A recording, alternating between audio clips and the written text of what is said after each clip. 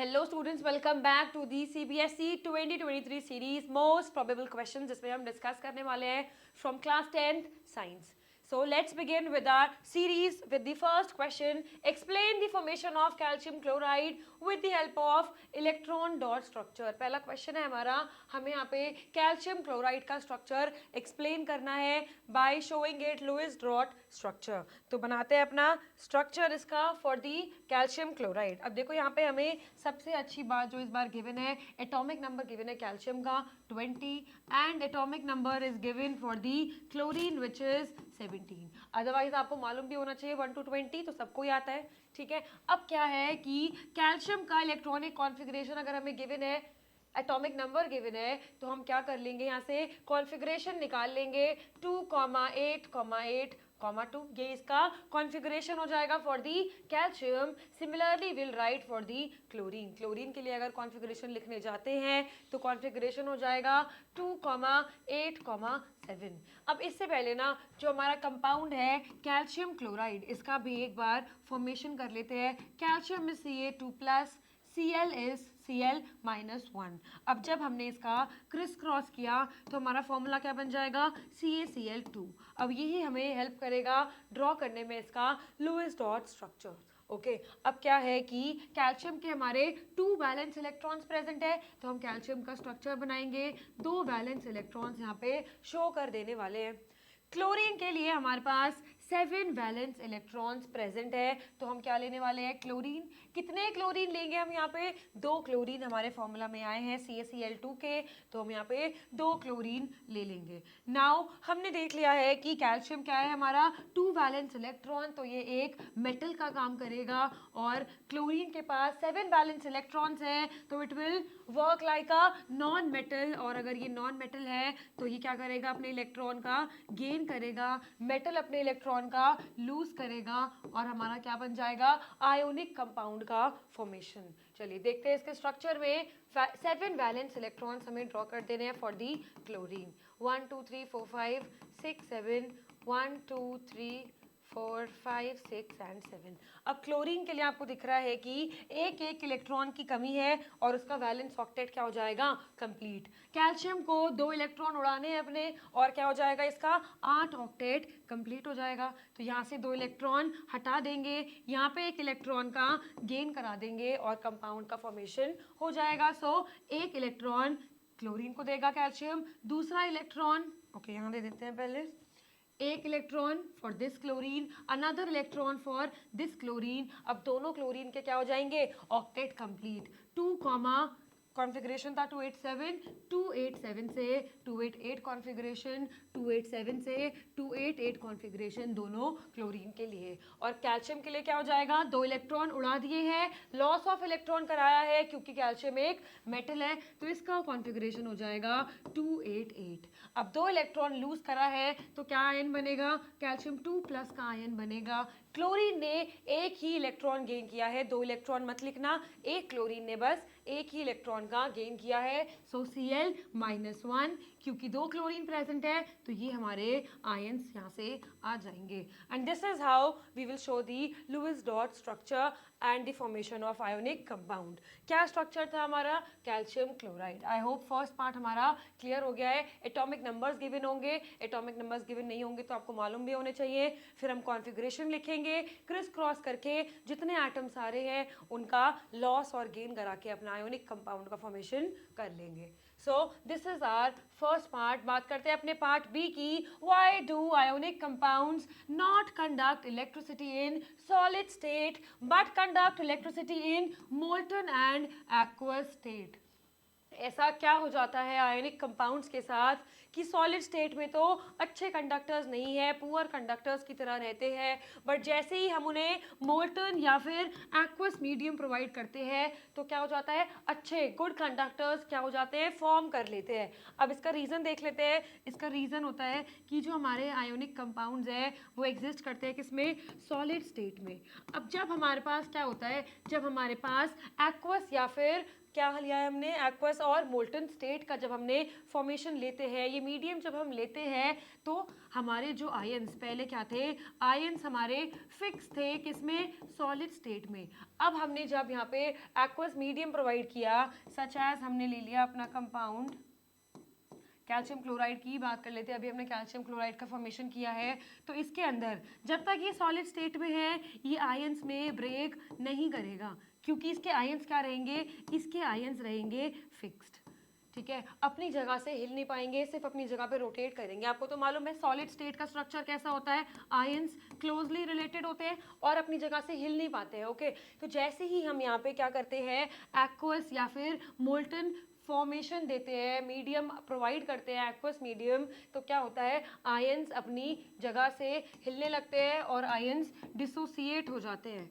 अगर ions dissociate हो जाएंगे, कैल्शियम क्लोराइड, अभी तक कैल्शियम क्लोराइड सॉलिड स्टेट में था, बट अब क्या हो जाएगा, एक्वस मीडियम में Ca2+ फॉर्म करेगा और Cl- फॉर्म करेगा। आयंस की वजह से ही क्या होगा, अच्छा कंडक्टर का फॉर्मेशन हो जाएगा। हमें पता है गुड कंडक्टर्स किसकी वजह से होते हैं, आयंस की वजह से होते हैं। जितने ज़्यादा आयंस होंगे, जितने ज़्यादा आयंस भाग रहे होंगे, फ्री आयंस होंगे, तभी हमारा क्या होगा, कंडक्टर अच्छा होगा, गुड कंडक्टर की तरह बिहेव करेगा। तो सिमिलरली एक्वस मीडियम या मोल्टन स्टेट हमें प्रोवाइड करता है medium for the ions to flow easily, free ions to flow in the solid state. अब यहाँ पे सॉलिड स्टेट का काम खत्म हो जाएगा और आयंस हमें मिल जाएंगे, इसलिए आयोनिक कंपाउंड्स क्या हो जाएंगे, अच्छे अच्छे कंडक्टर्स की तरह बिहेव करेंगे और they will conduct electricity. So this is our B part. I hope first question हमें क्लियर हो गया है, इंपॉर्टेंस देख लिया हमने। आयोनिक कंपाउंड से प्रॉपर्टी रिलेटेड क्वेश्चन आ सकता है आपका, या फिर कोई भी कंपाउंड देके आपको कंपाउंड का फॉर्मेशन करने को भी क्वेश्चन मिल सकता है।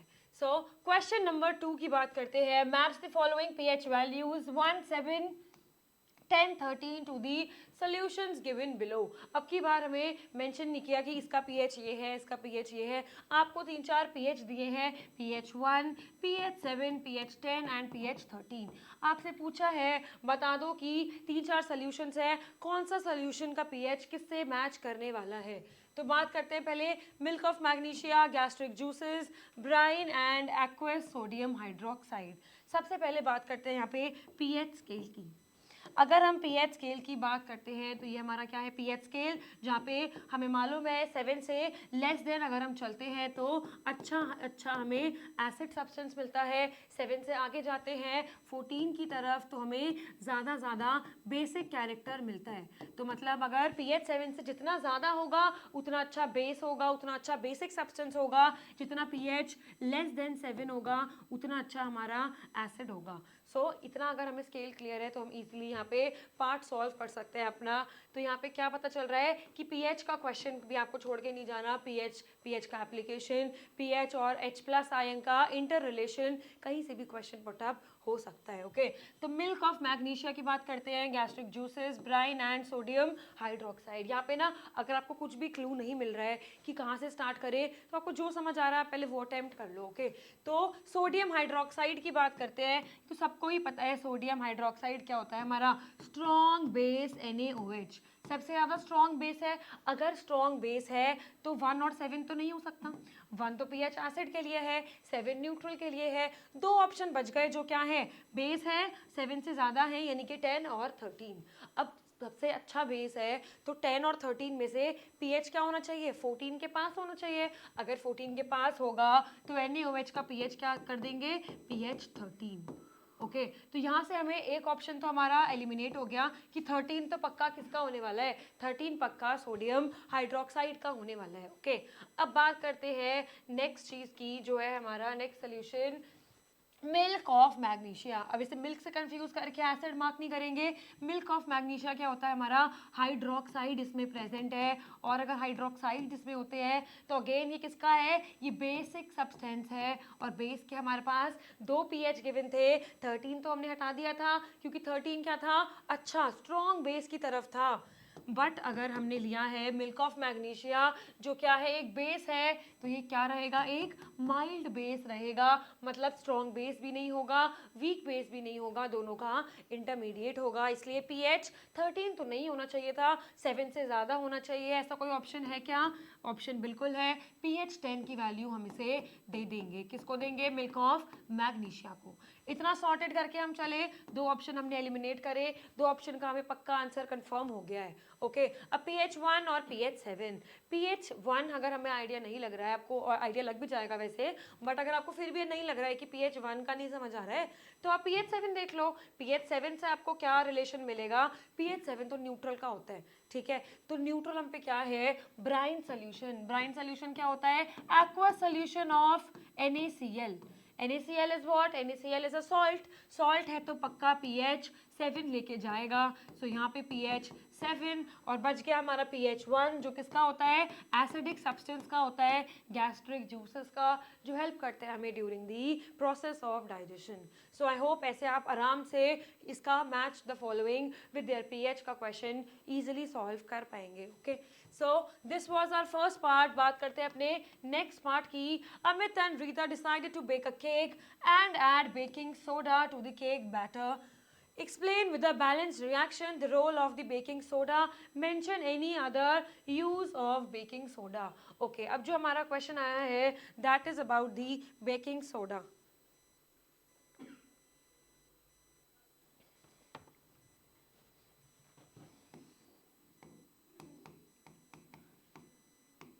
बात करते हैं अपने बेकिंग सोडा की। हम बेकिंग सोडा यूज़ कर रहे हैं अपने केक बैटर बनाने के लिए। हमें लिखनी है उसकी बैलेंस इक्वेशन की हमारा क्या काम कर रहा है बेकिंग सोडा। उसके लिए आपको क्या लिखना है? उसका केमिकल इक्वेशन। बेकिंग सोडा का फॉर्मूला क्या होता है हमारा? NaHCO3। अब जब ये बेकिंग सोडा डिसोसिएट करता है, क्योंकि क्या है एक बाइकार्बोनेट है, तो हमेशा क्या रिलीज करेगा? CO2 गैस रिलीज करेगा और साथ में Na2CO3। ये इक्वेशन हमारी फॉलो अप होती है, क्योंकि इस रिलेशन में हमें पता है कौन सी गैस रिलीज हो रही है? CO2 गैस रिलीज हो रही है। CO2 गैस क्या करती है? हमारे डो को राइज कराती है, जिसकी वजह से हमारे केक्स में क्या आ जाती है? फ्लफीनेस आ जाती है due to this carbon dioxide gas. और हमारे केक्स, पेस्ट्रीज, जितना भी हम बेकिंग इंडस्ट्रीज में यूज़ करते हैं बेकिंग सोडा का, सबको ये क्या करता है? CO2 फ्लफीनेस देता है, सॉफ्टनेस देता है, और इसीलिए हम बेकिंग सोडा का एप्लीकेशन फाइंड करते हैं इन दी केक बैटर। ओके, तो ये reaction is the most important reaction. Also it is the reaction for the preparation of this washing soda. Okay, अब और भी हम क्या रिलेट कर सकते हैं? जब हमारा बेकिंग सोडा हम रिएक्ट कराते हैं किसी एसिडिक चीज़ों के साथ, ठीक है, जैसे हमने चॉकलेट्स ले ली या फिर हम बात कर रहे हैं हनी की, जिन सब में क्या होता है? एसिड प्रेजेंट होता है। इसके साथ भी सेम रिएक्शन अकर होती है, मतलब CO2 गैस आपको मिल जाएगी, जिसकी वजह से हमें सॉफ्टनेस और फ्लफीनेस आएगी and we can easily use then this application for our cooking purposes. So this is the role of baking soda. आराम से हमने अपना केमिकल इक्वेशन दिया, रिएक्शन लिख दिया, and then we can solve the balance the equation. Mention any other use of baking soda. अब इसी के साथ हमें क्या बताना है? एक और यूज भी बता दो बेकिंग सोडा का। एक यूज तो हमने देख लिया कि CO2 रिलीज करेगा, फ्लफीनेस देगा। दूसरा वेरी इंपॉर्टेंट यूज है इसका, क्योंकि ये एक हमारा माइल्ड बेस है, तो हेल्प करता है किसमें? न्यूट्रलाइजेशन में। कभी अगर हमें क्या हो जाता है? एसिडिटी की सीवियर कंडीशंस हो जाती है, तो हम ये माइल्ड बेस यूज कर सकते हैं और रिलीफ पा सकते हैं from the acidity problems. Indigestion में क्या होता है? एसिड लेवल बढ़ जाता है हमारे स्टमक में। एसिड लेवल बढ़ जाएगा तो एक माइल्ड बेस अगर हम लेंगे, तो माइल्ड बेस क्या करेगा? न्यूट्रलाइज करेगा हमारे एसिड को और हमारा असर खत्म कर देगा किसका? एक्सेसिव एसिडिटी कंडीशंस का। Okay, so this is the another important use of baking soda. Again it is very very important. बात करते हैं अपने नेक्स्ट क्वेश्चन की। असर्शन रीजनिंग का हमारा क्वेश्चन है। देखते हैं अपना question. After white washing the walls a shiny white finish on the walls is obtained after 2 to 3 days. Okay, अब हमारा जो असर्शन गिवन है यहाँ पे, उसमें बोल रहे हैं कि हमने क्या यूज़ किया? वाइट वॉशिंग कराई है हमने वॉल्स पे और एक शाइनी वाइट फिनिश हमें मिली है अपनी वॉल्स पे आफ्टर 2 to 3 days। ये ट्रू है, ये फॉल्स है? तो this statement is a very true statement. क्या होगा इस स्टेटमेंट में? अगर हम वाइट वॉश कराते हैं तो वाइट वॉश में क्या होता है? वाइट वॉश में हमारा कैल्शियम हाइड्रोक्साइड प्रेजेंट होता है। अगर ये कैल्शियम हाइड्रोक्साइड प्रेजेंट है तो कुछ दिनों बाद जब हमने वाइट वॉश करा लिया है, 1-2 दिन बाद हमारा कैल्शियम हाइड्रोक्साइड क्या करेगा? CO2 के साथ रिएक्ट करेगा जो एयर में प्रेजेंट होगी और क्या फॉर्म करेगा? कैल्शियम कार्बोनेट का फॉर्मेशन करेगा जो क्या होता है? एक वाइट कलर का प्रेसिपिटेट होता है जिसकी वजह से हमें शाइनी वॉल्स मिलती है। क्योंकि ये एकदम फॉर्म नहीं होगा, हमने वाइट वॉश कराया है तो वाइट वॉश के अंदर तो कैल्शियम हाइड्रोक्साइड था बस। अब हमने इसके अंदर इसने खुद से CO2 गैस के साथ रिएक्ट कर लिया एयर से और क्या फॉर्म करेगा? कैल्शियम कार्बोनेट, जिसकी वजह से हमें एक वाइट फिनिश मिलेगा after 2 to 3 days। So this statement is a true. That means assertion जो है हमारा बिल्कुल ठीक स्टेटमेंट है। रीजन की भी बात कर लेते हैं। Calcium oxide reacts with carbon dioxide to form calcium hydrogen carbonate which gives shiny white finish. इसका रीजन बता रहा है कि कैल्शियम ऑक्साइड रिएक्ट करता है किसके साथ? कार्बन डाइऑक्साइड के साथ। तो बिल्कुल ठीक बात थी, carbon dioxide, but calcium oxide नहीं रिएक्ट करता, कैल्शियम हाइड्रोक्साइड रिएक्ट करता है और हाइड्रोजन कार्बोनेट नहीं मिलता, कैल्शियम कार्बोनेट मिलता है। तो हमारा रीजन क्या हो जाएगा यहाँ पे? False. So assertion is true but the reason is not the true या correct explanation of the assertion. I hope ये वाला क्वेश्चन भी आपको क्लियर है। Such questions are generally asked in the examinations. Okay, so this was our third question. बात करते हैं अपने नेक्स्ट क्वेश्चन की। Right the chemical name and chemical formula of the salt use to remove the permanent hardness of water. हमें water का permanent hardness remove करना है। कौन सा सॉल्ट हम यूज़ करते हैं? जनरली हम अपना वॉशिंग सोडा यूज़ करते हैं। जब हम वॉशिंग सोडा का यूजेस भी पढ़ते हैं तब भी हम पढ़ते हैं it is use to remove the hardness और इसका केमिकल फॉर्मूला हमसे पूछा है। So it is Na2CO3.10H2O। Okay, ये हमारा वॉशिंग सोडा है। अगर हम वॉशिंग सोडा का रिएक्शन किसके साथ कराते हैं? Na2CO3 का किसी भी हार्डनेस प्रोड्यूसिंग सॉल्ट जैसे कैल्शियम या मैग्नीशियम के क्लोराइड्स हैं, इसका रिएक्शन जब हम कराते हैं तो यहाँ पे इनसॉल्युबल पीपीटीज का फॉर्मेशन हो जाता है such as NaCl and MgCO3। अब यहाँ पे जो हमारी हार्डनेस थी MgCl2 की वजह से, कैल्शियम या मैग्नीशियम क्लोराइड्स की वजह से, वो रिमूव हो जाएगी using this washing soda. Okay, बात करते हैं अपनी नेक्स्ट क्वेश्चन की। Which of the following is not observed in a homologous series? क्या चीज is not observed in this series? Give reason for your choice. Change in chemical properties, difference in CH2 and 14 atomic mass unit, molecular mass, gradation in physical properties, same functional group।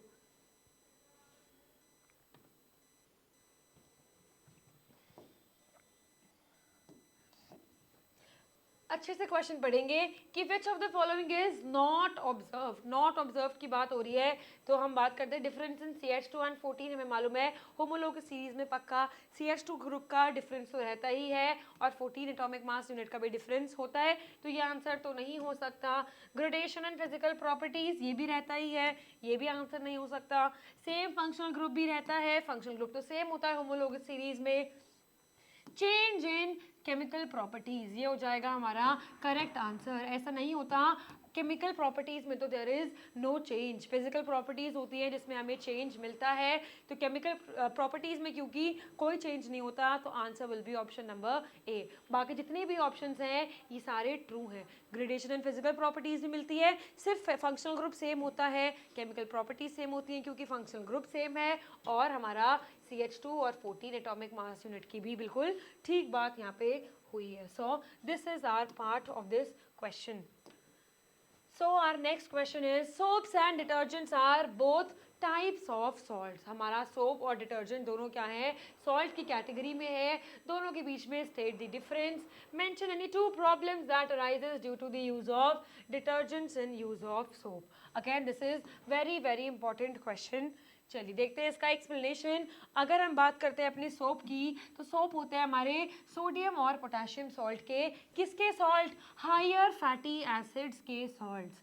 लेकिन अगर हम बात करते हैं detergents की, तो detergents है हमारे सोडियम सॉल्ट ऑफ किसके salt? Alkyl benzene sulphonic acid. यहाँ पे दोनों स्टेटमेंट को अच्छे से देखना है। Important keyword is alkyl benzene sulphonic acid, whereas soap की बात कर रहे हैं तो it is the salt of higher fatty acids. Okay, basic difference ये है हमारा। नेक्स्ट बात करते हैं हार्ड वाटर। अब हार्ड वाटर में सोप क्या करता है हमारा? Soap does not form leather. क्यों नहीं बनाता? क्योंकि हार्ड वाटर के अंदर कैल्शियम और मैग्नीशियम के आयंस हैं, और जब सॉल्ट हमारा सोप हमारा जब रिएक्ट करेगा इनके साथ तो क्या बनाता है? Insoluble PPT. इसलिए यहाँ पे हमें कोई लैदर का फॉर्मेशन नहीं मिलता। ओके, अब बात करते हैं इसके यूजेस की। Two problems which arises due to the use of detergents instead of soaps. अब इसमें क्या होता है कि अगर हम डिटर्जेंट यूज़ करें तो हमें क्या प्रॉब्लम्स को फेस करना पड़ेगा? पहली बात क्या है? डिटर्जेंट हमारे these are the non biodegradable. क्या होते हैं? नॉन बायोडिग्रेडेबल होते हैं। सोप्स तो बायोडिग्रेडेबल होते हैं, we can degrade them, but जो हमारे डिटर्जेंट्स हैं, सिंथेटिक डिटर्जेंट्स हैं, these are the non biodegradable and hence they cause the water pollution. Biodegrade नहीं होंगे तो they will add up to the cause of water pollution. Then synthetic detergents क्या करते हैं? Also cause skin related problems. So इनसे हमें skin related problems भी हो सकती हैं। So this was the question number 5th. Again, this was the very important question. So this was our session of most probable questions. I hope you are liking the series. Stay tuned. Thank you so much.